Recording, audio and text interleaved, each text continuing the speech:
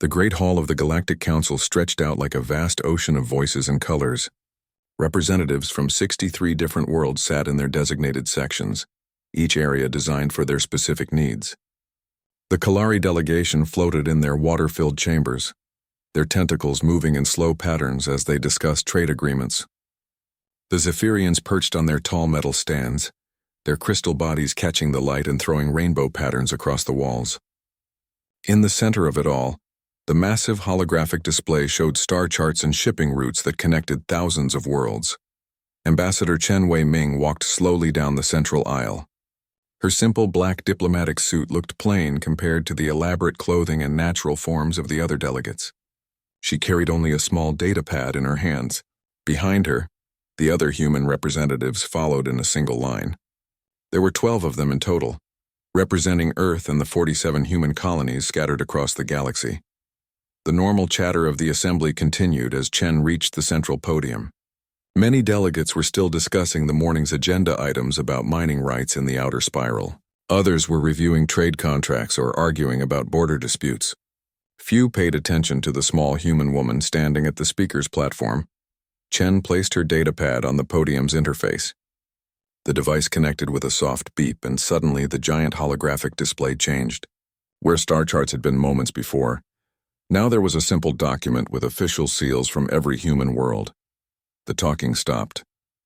Chancellor Voxtar, the tall insectoid leader of the council, looked up from his notes. His compound eyes reflected the light from the display as he read the floating words. "Ambassador Chen," he said, his voice carrying the clicking undertones of his species. "What is the meaning of this?" Chen said nothing. She simply pressed another control on her datapad. The document expanded, showing detailed legal text in 17 different languages. The title was clear in each version: Formal Notice of Withdrawal from the Galactic Council and all associated treaties, agreements, and partnerships. A ripple of confusion spread through the assembly. The Aquarian delegates' gills fluttered rapidly, a sign of distress. The Stonian representatives began the low humming that meant they were consulting with each other through their shared consciousness. "Ambassador," Chancellor Voxtar tried again, "surely there has been some mistake. This document appears to suggest that humanity is leaving the Council." Chen looked up at him for a moment. Her face showed no anger, no sadness, no emotion at all. She simply nodded once. The hall erupted into chaos. Delegates began shouting questions in dozens of languages.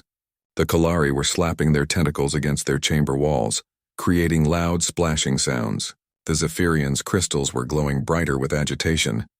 But Chen and the human delegation just stood there quietly. "This is impossible," roared Commander Thaxet of the Hegemony Border Guard. "Humans cannot simply leave. You have treaties, obligations. Your trade agreements alone support 17 different economies." Chen pressed another button on her datapad. A new display appeared showing legal documentation. Every single human treaty, every trade agreement, every military cooperation pact, every scientific exchange program had been formally terminated according to proper galactic law. The paperwork had been filed through appropriate channels over the past 6 months. "Everything was legal and binding, but why?" asked Senator Yulara from the Centauri Republic. Her blue-skinned face showed genuine confusion. "Has someone threatened you? Are you facing some crisis we don't know about?" For the first time, Chen spoke. Her voice was calm and clear. "All human assets will be removed from Council space within 72 hours.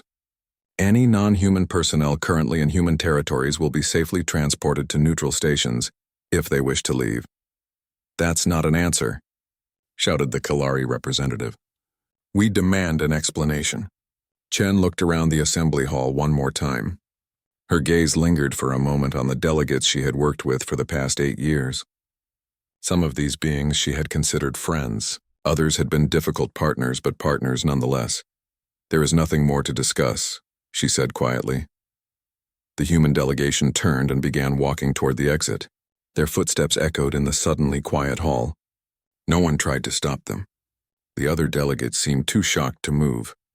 As the humans reached the doors, Chancellor Voxtar called out, "Ambassador Chen, surely we can negotiate. If there are problems, we can address them. The Council has always valued humanity's contributions." Chen paused at the doorway. Without turning around, she said, "Thank you for your time, Chancellor. May your deliberations bring you wisdom. Then the humans were gone. The great hall remained silent for several long minutes. Finally, the Chancellor's aide, a nervous young Zephyrian, approached the podium. He picked up Chen's datapad and connected it to the main system. What appeared on the display made the assembly gasp again. It was a complete list of every human operation in Council space. Research stations on 47 worlds. Trading posts in 23 systems. Military advisors attached to a dozen different fleets. Medical teams working on the plague response in the Outer Rim. Engineering crews maintaining the Great Archive's data systems. Scientific expeditions mapping dangerous nebulae. The list went on for hundreds of pages. Over the next 3 days, the humans kept their word. Transport ships arrived at every human facility. Personnel were evacuated in orderly fashion. Equipment was either taken or properly shut down. No one was abandoned. No treaties were broken. Everything was done according to proper procedures. On research stations, human scientists worked around the clock to transfer their current projects to their alien colleagues. Most of the other species found the handover notes confusing. Human research methods were often described as intuitive or adaptive, rather than following standard scientific protocols. At trading posts, human logistics coordinators tried to explain their routing systems to their replacements, but the mathematical models humans used were strange. Combinations of traditional algorithms and something the humans called gut feelings. The replacement staff nodded, politely but looked confused. Military advisors held final briefings with their commanding officers. Many of the alien commanders expressed genuine sadness at losing their human colleagues. Admiral Skexter of the 4th Fleet gripped Commander Rodriguez's hand firmly. "Your tactical suggestions saved my ships more times than I can count," the Admiral said. "I wish I understood how you always knew what the enemy would do next." Commander Rodriguez just smiled sadly. "Just remember to trust your instincts, Admiral. Not everything has to make sense on paper." On the 3rd day, the last human transport ship left Council space. The galaxy's communication networks carried the news to every world. Humanity was gone. In the Galactic Council chambers, emergency sessions began immediately. Committees were formed to assess the impact. Economists started calculating the financial effects. Military planners reviewed security implications. Scientists worried about ongoing research projects. But as the weeks passed, one thing became clear. In all their planning and analysis, no one in the Council had ever really understood what humans did. They knew humans were involved in many things, but the details had always seemed unimportant. After all, humans were just one species among many. Surely their functions could be easily replaced. That assumption would prove to be the most expensive mistake in galactic history. 3 months after the humans left, Trade Director Zilantha noticed the first real problem. She was reviewing shipping reports when something strange caught her attention. The Zephyrian crystal trade routes, which had run smoothly for over 50 years, were showing significant delays. She called up the route manager, Captain Veltar, an experienced Kalari who had been running cargo ships for decades. His image appeared on her screen, his tentacles moving in patterns that showed frustration. "Director," he said, "I don't understand what's happening. The routes that used to take 2 weeks are now taking almost a month. My navigation computers keep giving me warnings about inefficient paths, but these are the same routes I've used for years." Zilantha pulled up the shipping data. "Show me the old route patterns." When the holographic display activated, she saw something that made her confused. The old routes didn't make sense. They seemed to jump randomly between systems, sometimes taking longer paths instead of shorter ones. Sometimes ships would stop at stations that had nothing to do with their cargo. "Captain, why did ships stop at the Epsilon station when carrying crystals to the Antares system?" "Epsilon doesn't even trade in crystals." Captain Veltar's tentacles waved uncertainly. I don't know. The human logistics coordinators set up these routes. They said something about optimization patterns and network effects. We just followed their instructions because the deliveries were always on time and profitable." Zilantha spent the next week trying to understand the old shipping system. What she found made no sense according to traditional economic theory. The routes humans had designed were incredibly complex, but somehow they had made everything work better. Ships arrived faster, cargo costs were lower, and fuel efficiency was higher than any computer model said was possible.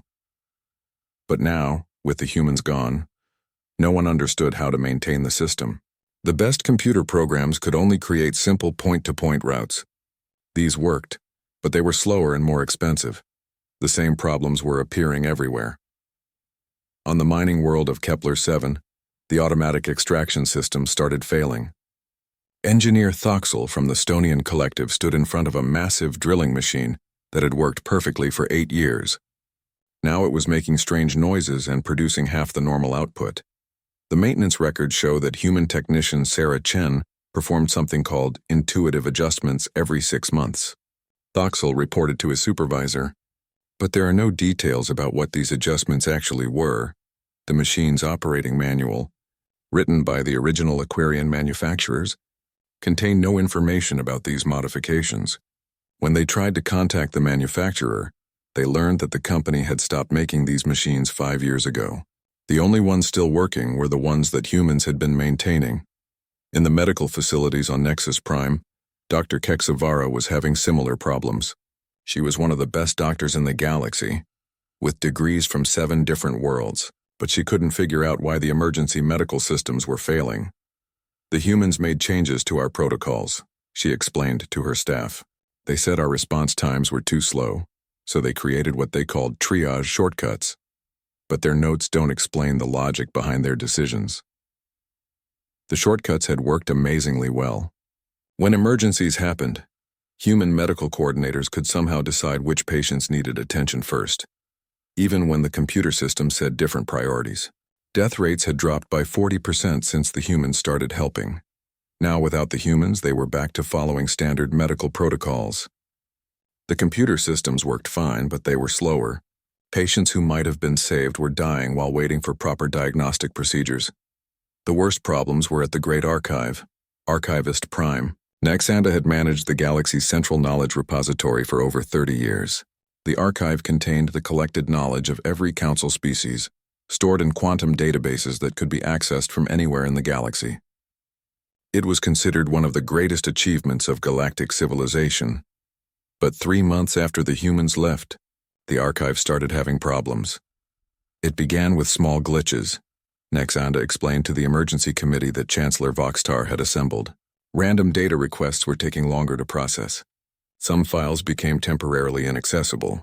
Nothing serious at first. Then the problems got worse. Entire databases started experiencing corruption. Search functions began returning incorrect results. Backup systems that were supposed to activate automatically remained offline. The humans had a team of 12 technicians working on archive maintenance, Nexanda continued. They said they were performing compatibility optimization between our different data storage systems. Each species stores information differently, and apparently the humans were making all these systems work together. The committee members looked confused. But the archive has worked for centuries, said Senator Yulara. Surely the basic systems are stable. Nexanda's expression grew worried. That's what we thought. But it turns out the humans were constantly making small adjustments to prevent system conflicts. Different species use different data formats, different compression algorithms, different security protocols. The humans somehow made all these incompatible systems share information smoothly. Without the humans, the various systems were slowly breaking down. Kalari databases couldn't properly communicate with Zephyrian storage networks. Aquarian search algorithms were incompatible with Stonian data structures. The humans had been like translators, making sure everyone could understand everyone else. The most disturbing discovery came from the military sector. Admiral Skextar of the 4th Fleet was reviewing defensive preparations when he noticed gaps in their early warning systems. The humans had been responsible for coordinating sensor networks across 17 different star systems. Each system used different technology, developed by different species over hundreds of years. The humans created what they called integrated threat assessment. Admiral Skextar reported to the Defense Committee. They somehow combined data from all our different sensor types to create a complete picture of space activity. Without human coordination, each system was working alone. Kalari sensors could detect energy signatures but couldn't identify ship types. Zephyrian crystal arrays could track movement patterns but couldn't estimate weapon capabilities. Aquarian deep space monitors could spot ships at long range but couldn't predict their intentions. The humans had been taking all this different information and turning it into useful intelligence. Now each species only had access to their own sensor data. They were essentially blind to anything happening outside their own technology's capabilities. Even worse, Admiral Skextar discovered that many defensive protocols relied on human tactical analysis. The humans had this ability to predict enemy behavior, he explained. They would look at attack patterns and somehow know what the enemy would do next. Our computer models couldn't replicate their success rate. The Admiral pulled up battle records from the last 5 years. In every major engagement, human tactical advisors had provided suggestions that seemed illogical at first but turned out to be exactly right. They would recommend moving ships to positions that didn't make sense according to standard military doctrine, but these positions always proved to be perfect when the battle actually started. As the months passed, more problems emerged. Communication delays between different species became common because humans had been managing translation protocols. Scientific research slowed down because human researchers had been facilitating cooperation between different academic cultures. Even simple administrative tasks became more difficult because humans had been smoothing over cultural misunderstandings that other species didn't even realize were happening. Chancellor Voxter called an emergency session of the full council. When the delegates assembled, the Great Hall felt different. Empty. The human section remained vacant, a stark reminder of what had been lost. "We must be honest about our situation," the Chancellor announced. "Humanity's departure has created challenges we didn't anticipate. But we are a resilient galaxy. We can adapt and overcome these temporary difficulties." Many delegates nodded in agreement. After all, they reasoned, they had managed their own affairs for centuries before humans joined the Council. Surely they could learn to manage without them. This confidence would prove to be dangerously misplaced. 1 year after humanity's departure, the hegemony attacked. General Krathmore of the Hegemony War Council had been planning this moment for decades. His ships moved through space in perfect formation, their dark hulls barely visible against the starfield. They had chosen their target carefully, the Meridian System, an important trading hub that connected the inner worlds to the outer colonies.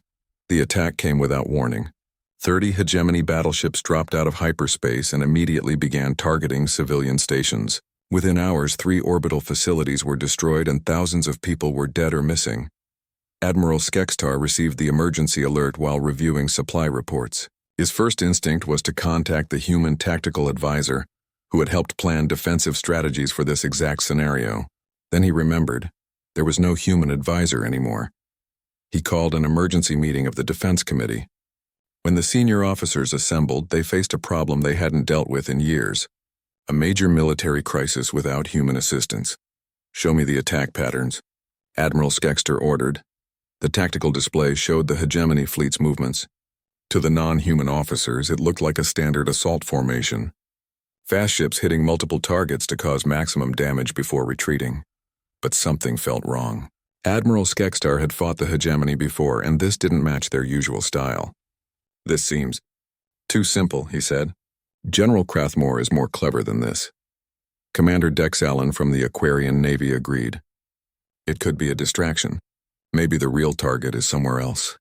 They spent precious hours analyzing the attack, trying to understand the hegemony's true intentions. Standard military computers ran predictive models, but the results were contradictory. Some models suggested the attack was exactly what it appeared to be. Others indicated it might be part of a larger strategy. What they needed was the kind of insight that humans had always provided. Human tactical advisors had a talent for seeing patterns that computers missed. They could look at enemy behavior and somehow understand the thinking behind it. What would Commander Rodriguez have said? Admiral Skextar asked, thinking of the human officer who had worked with his fleet for 3 years. The question hung in the air, unanswered. While the military commanders debated, the hegemony struck again. This time they hit the Vega shipyards, destroying 2 nearly completed cruisers and damaging the construction facilities. Then they attacked the research station at Proxima Base, stealing data about new shield technologies. A pattern was emerging, but the Council forces couldn't see it. Each attack seemed random, but together they were slowly weakening the Council's defensive capabilities. The crisis deepened when a new emergency arose on Nexus. Prime Dr. Kexavara was working late in her laboratory when the first reports came in. "Doctor," her assistant called urgently, We're receiving emergency medical alerts from the residential districts. People are getting sick and the symptoms don't match anything in our databases. Within hours, hundreds of people were reporting similar symptoms: severe fatigue, respiratory problems, and strange skin discoloration. The condition was spreading rapidly through the station's population. Dr. Keksavara immediately activated the emergency medical protocols. But without human coordination, the response was slow and confused. Different medical teams used different diagnostic procedures. Some departments focused on treating symptoms while others tried to identify the cause. There was no central coordination to make sure everyone was working together effectively. "We need to identify this disease quickly," Dr. Keksavara announced to her medical staff. "Run complete biological scans on all patients and cross-reference with every known pathogen in the medical database." The medical computers began their analysis, but the process was taking much longer than expected. The database searches that used to be completed in minutes now took hours. Without human technicians maintaining the system integration, different medical databases couldn't communicate properly with each other.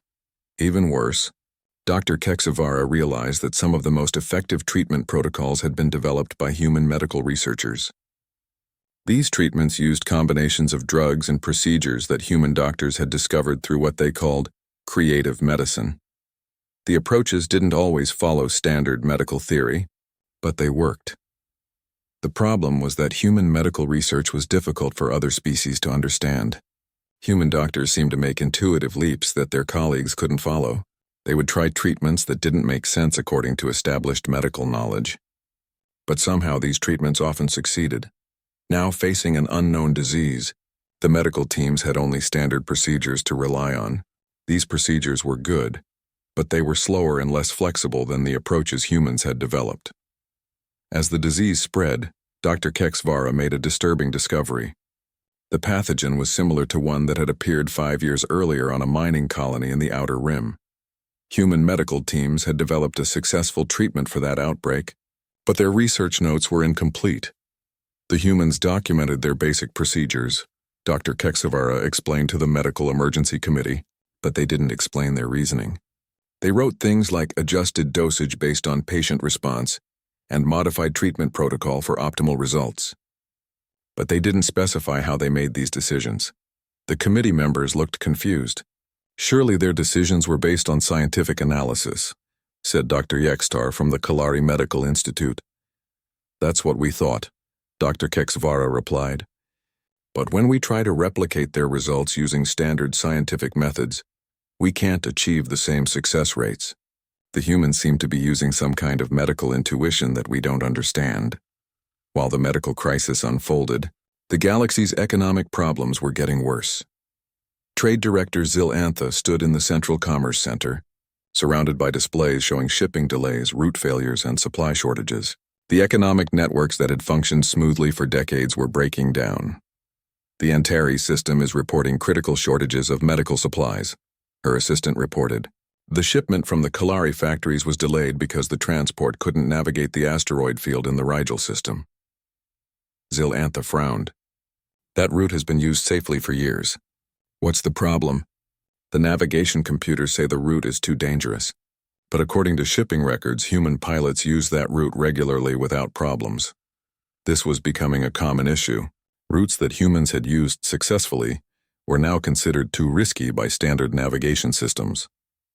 The humans had somehow been able to fly through dangerous areas that computer models said were impassable.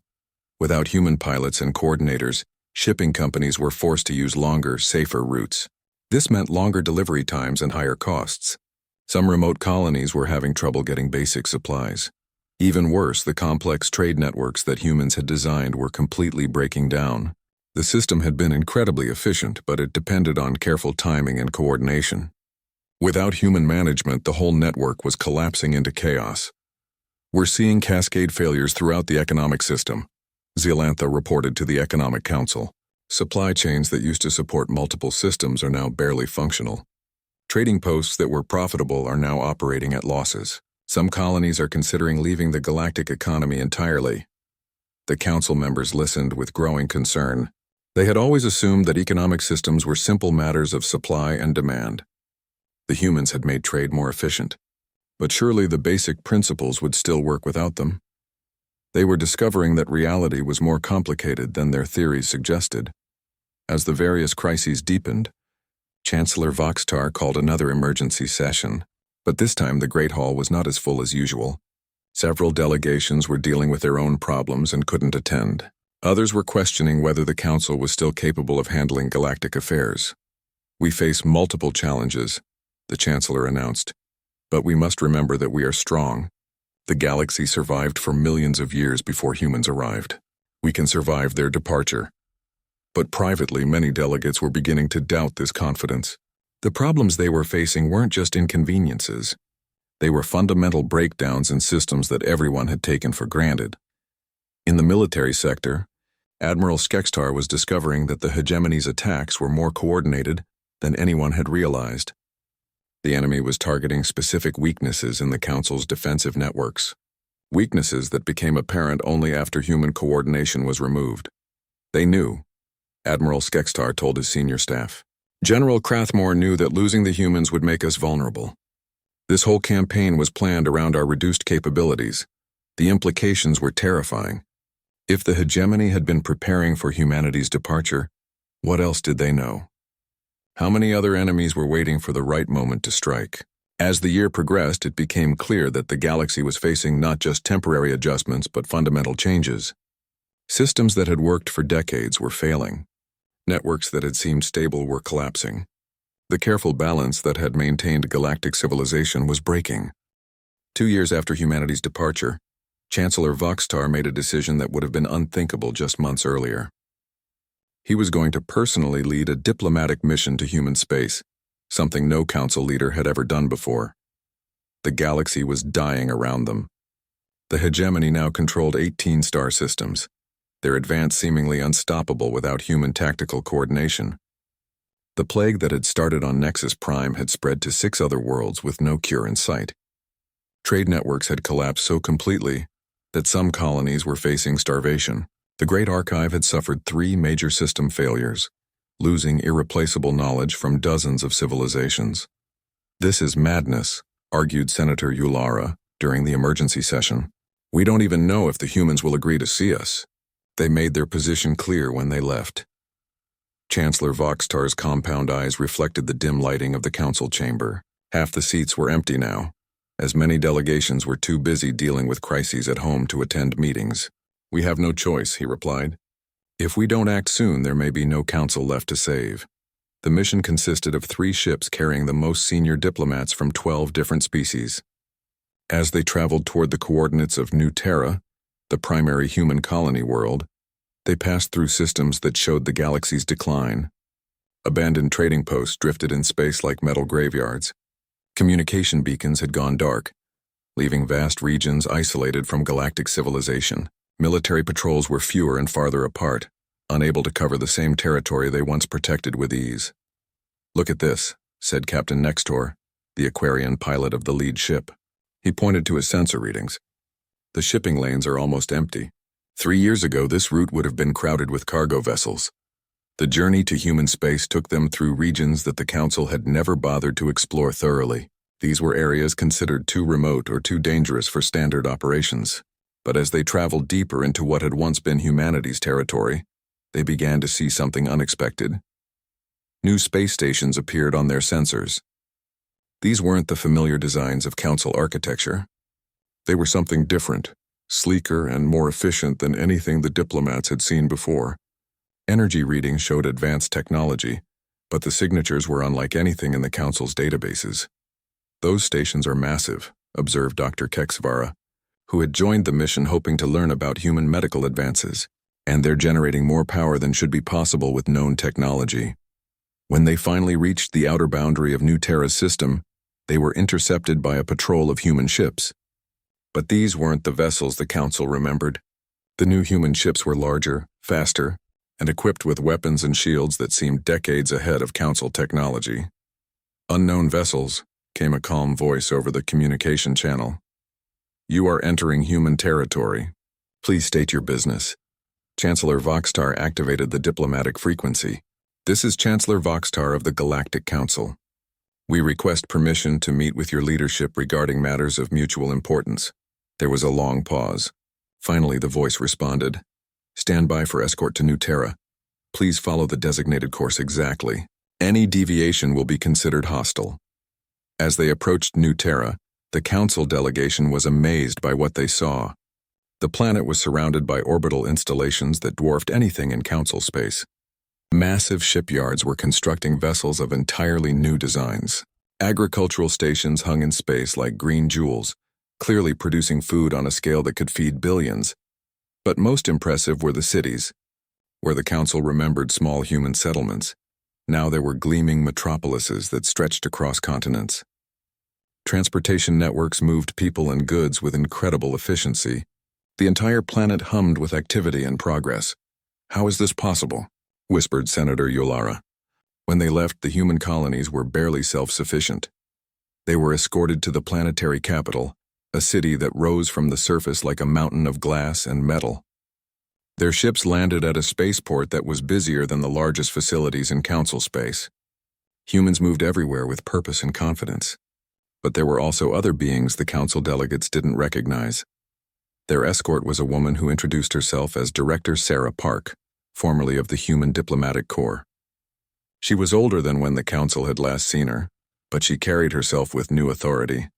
Chancellor, she said politely, President Chen is willing to meet with you. She was curious to hear why the council has decided to visit after 2 years of silence. President Chen. The council delegates realized with surprise that this was Ambassador Chen Wei-Ming, the woman who had delivered humanity's departure notice. She now led an entire stellar nation. They were brought to a meeting room that overlooked the city. Through the windows, they could see construction projects that seemed to reshape the landscape in real time. Flying vehicles moved in orderly patterns that made council transportation systems look primitive by comparison. President Chen entered the room alone. She wore simple clothes and carried no visible symbols of authority, but her presence filled the space. Behind her, the council delegates could see other humans working at stations filled with technology they didn't recognize. Chancellor Voxtar, she said, sitting across from him, I must admit I'm surprised to see you here. When we left, the council seemed quite confident that our departure would cause only minor inconveniences. The chancellor struggled to find the right words. In all his years of diplomacy, he had never had to ask for help from a species the council had effectively dismissed. President Chen, we have come to realize that humanity's contributions to galactic civilization were perhaps more significant than we initially understood. President Chen's expression didn't change. I see. And what has led to this realization? Senator Yulara leaned forward. Our systems are failing, President Chen. Trade networks, military coordination, medical research, technological integration, everything that humans helped maintain is breaking down. We need your help. Interesting, President Chen replied. But I'm curious about something. 2 years ago when we left, the Council's position was that humanity was, and I quote from the official statement, a useful but ultimately replaceable member of galactic civilization. What has changed? The question hung in the air like a physical weight. Chancellor Voxtar felt his diplomatic composure cracking. We were wrong, he said simply. We didn't understand what humans were doing.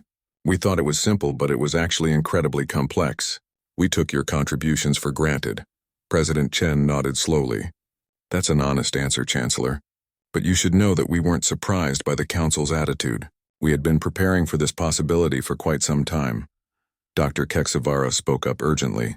President Chen, people are dying. The plague that started on Nexus Prime has now spread to 8 worlds. Without human medical expertise, we can't develop effective treatments. Surely humanitarian concerns override political differences. President Chen's expression softened slightly. Dr. Keksavara, I remember you. You were always professional in our interactions. But let me ask you something. Did the Council send medical assistance when the human colony at Kepler Station faced the Crimson Fever outbreak 6 years ago? Dr. Keksavara looked confused. I don't recall that incident. Of course you don't, President Chen said quietly, because the Council's medical establishment declared that the Crimson Fever was a local problem that didn't require galactic intervention. 12,000 humans died while the Council debated whether the outbreak was worth their attention. The room fell silent. None of the Council delegates remembered this incident. which proved President Chen's point more clearly than any argument could have. But you should know, President Chen continued, that we did develop a cure for the plague you're facing. We sent the complete formula to Nexus Prime 3 months ago, along with detailed treatment protocols. Chancellor Voxtar looked surprised. But we never received any communication from humanity. We didn't send it to the Council, President Chen explained. We sent it directly to the medical teams on Nexus Prime. Dr. Keksavara, you might want to check with your emergency coordinators when you return. Dr. Keksavara seemed stunned. You've been helping us? Even after everything that happened? President Chen smiled for the first time since the meeting began. Dr. Keksavara, we left the Council. We didn't leave behind our humanity. We would never let people suffer when we could help, regardless of politics. She stood and walked to the window, looking out at her city. You want to know what we've been doing for the past 2 years? We've been building the civilization we always envisioned. One where different species work together because they want to, not because they have to. One where every member's contributions are valued and understood. She gestured toward the bustling activity outside. Those aren't just humans out there. We've made contact with 17 species that the Council never knew existed. Some are refugees from hegemony attacks that the Council couldn't stop. Others are civilizations from beyond the galactic rim that the Council never bothered to explore. 5 years after humanity's departure, Archivist Prime Nexanda sat alone in the ruins of the Great Archive. Emergency lighting cast strange shadows across rows of dead data terminals. Half the quantum storage units had failed completely, taking with them the recorded history of 12 different civilizations. The remaining systems worked sporadically, offering glimpses of the vast knowledge that was slowly disappearing into digital void. She was reading when she found it, a document that changed everything. The file was buried, deep in the archive's administrative records, in a section that dealt with internal council communications. It was dated 7 years ago, 2 years before humanity's departure. The title was simple: Assessment of Non-Essential Species Contributions to Council Operations. Nexanda's hands trembled as she read the opening paragraph.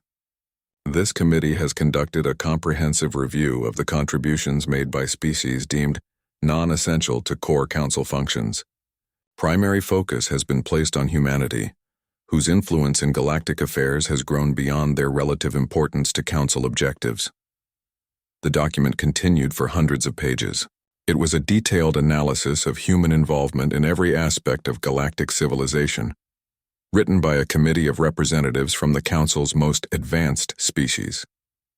The tone throughout was dismissive and condescending. Human tactical methods, while occasionally effective, lack the mathematical precision preferred by superior military minds, read one section. Their intuitive approach to problem-solving, while charming, cannot replace the logical methodologies that have served the galaxy for millennia. Another section dealt with human economic contributions. The complexity of human trade networks appears designed to obscure their actual inefficiency.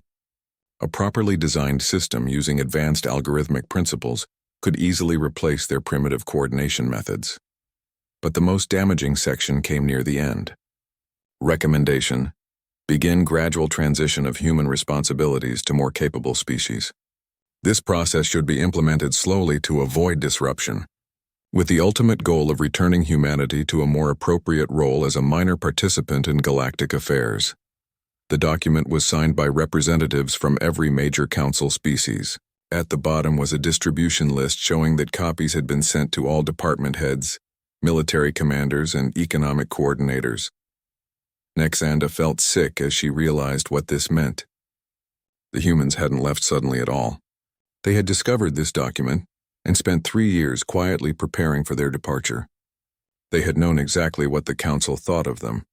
She immediately contacted Chancellor Voxtar, but getting a connection was difficult. The communication networks had degraded so much that simple calls often took hours to complete. When the Chancellor's image finally appeared on her screen, he looked exhausted. The past 5 years had aged him decades. "Chancellor," Nexanda said urgently, "I've found something in the archive records, a document that explains why the humans left." She transmitted the file to his office. As the Chancellor read, his expression changed from confusion to horror to deep shame. This is impossible," he said finally. I never approved this assessment, but you received a copy, Nexanda pointed out. Your office is on the distribution list. Chancellor Voxtar was quiet for a long moment. I receive hundreds of documents every week. Most are routine administrative matters. I probably never read this one carefully. He paused, then added quietly, but that's no excuse, is it? The implications were staggering. For 3 years, while this document circulated through council leadership, humans had continued to perform their duties with professionalism and dedication. They had saved lives, solved problems, and maintained the systems that kept galactic civilization functioning, all while knowing that their own government considered them expendable. Chancellor, Nexanda said, there's more. I've been analyzing the timeline of human activities in the 3 years before their departure. They weren't just preparing to leave. They were preparing to leave us with functioning systems. She showed him her research. In the months before their departure, human teams had worked overtime to document their procedures, train replacement staff, and create backup systems. They had tried to ensure that their departure would cause minimal disruption. They could have sabotaged everything, Nexanda explained. They had access to critical systems throughout the galaxy.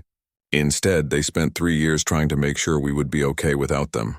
The Chancellor stared at the data in disbelief. Why? If they knew what we thought of them, why did they try to help us? Because that's who they are, Nexanda said simply. They saw the best in us even when we couldn't see the value in them.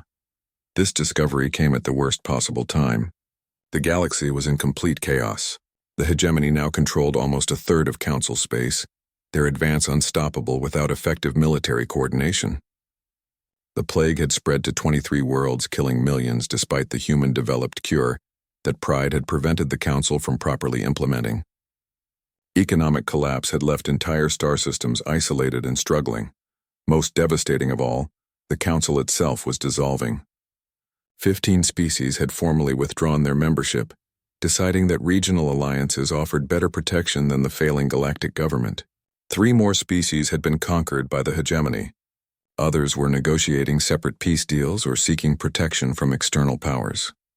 In the Great Hall where humanity had once announced their departure, only 27 delegates now attended council sessions. The vast chamber felt empty and cold, its magnificent architecture now seeming like a monument to failed dreams. Chancellor Voxtar stood before the remaining delegates and shared what Nexanda had discovered. As he read sections of the damning document aloud, many delegates shifted uncomfortably in their seats. Some looked ashamed, others seemed angry at being reminded of their collective failure. We did this to ourselves, the Chancellor concluded.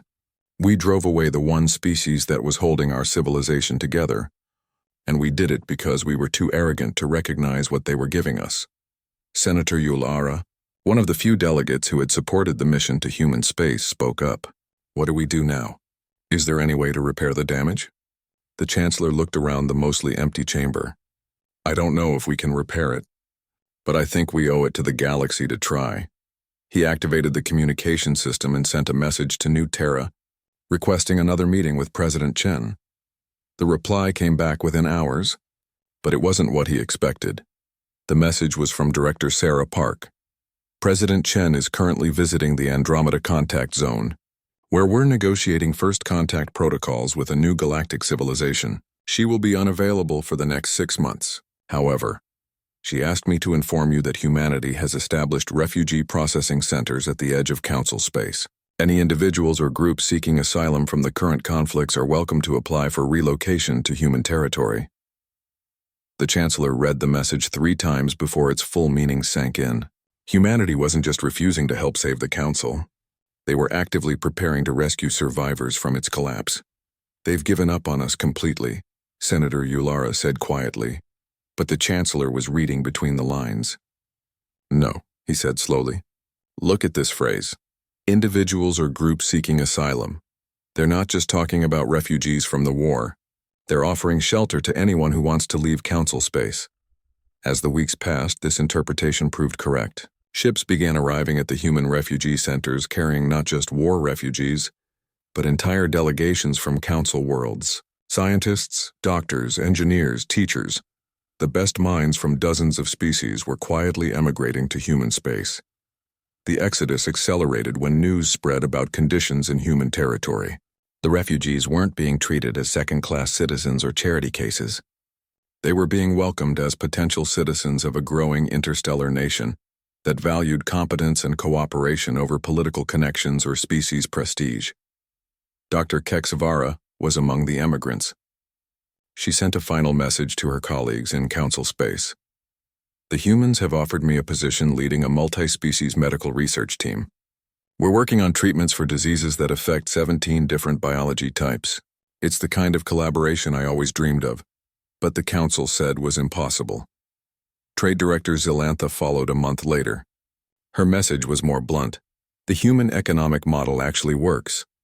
They don't just talk about free trade and mutual benefit. They practice it. My shipping routes here are twice as efficient as anything I managed in Council Space. Even Admiral Skekstar eventually made the journey. His farewell message to the remaining Council forces was both proud and sad. I've served the Council for 40 years, but I can't continue to watch good people die for failed strategies. The humans have offered me a chance to help train a defense force that might actually be able to protect civilians from the hegemony.